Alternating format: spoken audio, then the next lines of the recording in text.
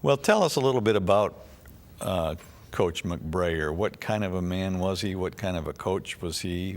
How would you describe him? But Coach McBrayer was a winner. He'd been an All-American basketball player at UK prior to some years prior to coming here. And so he was a very knowledgeable man about basketball. Had the reputation of being a wonderful coach around coaching and in basketball circles. I think my fondest, if I could use that term, it may not be appropriate, but the thing I remember most was a personal thing that I had with Coach. During my last year, for some reason I became depressed. I simply wasn't playing very well, and I was just very discouraged.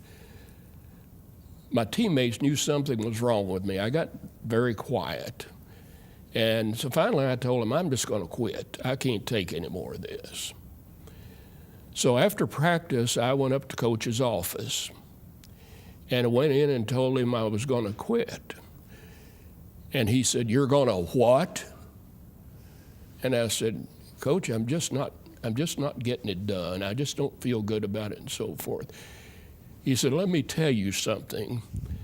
You're concerned only about yourself. You've got to think about me, and you've got to think about your teammates.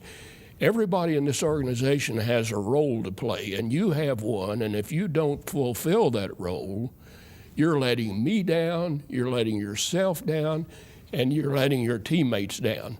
Now, don't talk to me about quitting. Get on out of here, and I'll see you tomorrow."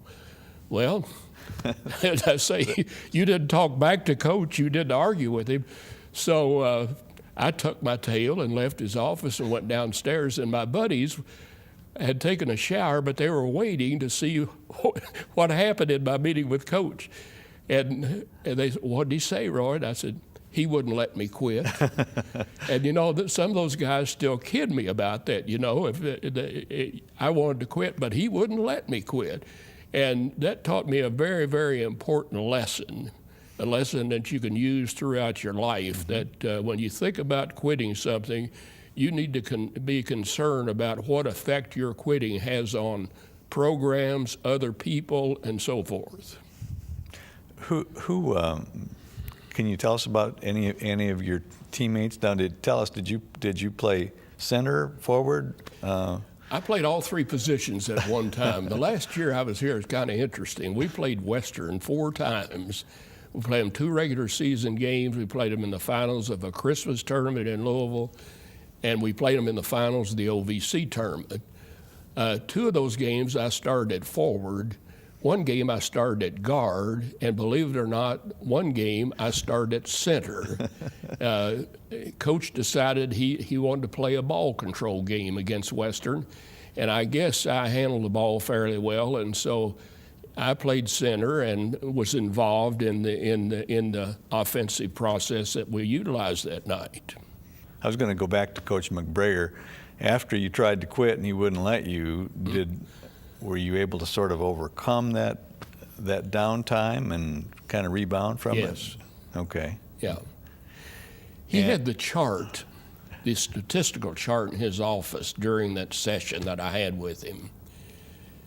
And we'd had a scrimmage, and evidently I'd had a pretty good day.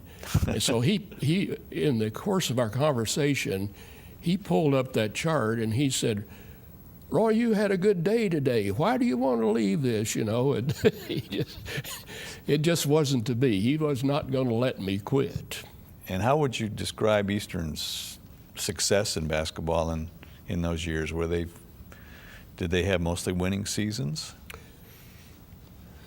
Yeah, up through I suppose Jim Bechtold's reign as coach, they did.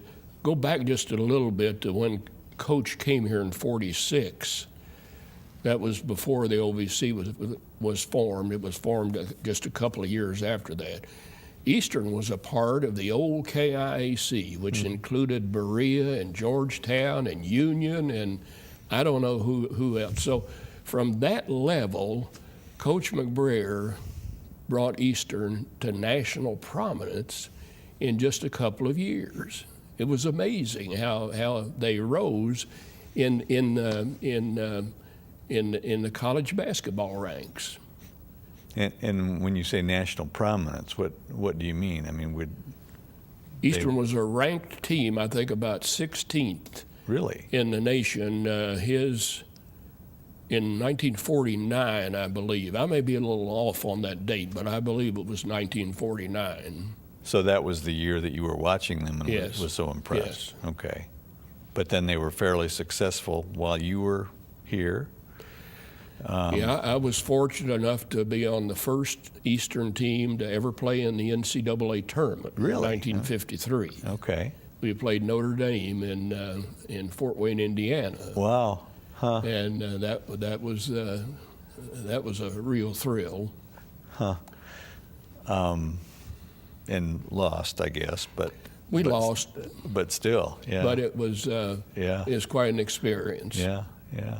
One you don't forget. And of course, in those days, the NCAA was what, 20 teams or something? I think there were like about 20. I don't know why the odd number, but I think there were about 23 teams in the whole tournament that year. Yeah. Indiana won the NCAA that year. So, you know, we were in with 22 other teams. Yeah, yeah. Well, with the Notre Dames and the Indianas, that's not too bad company to keep.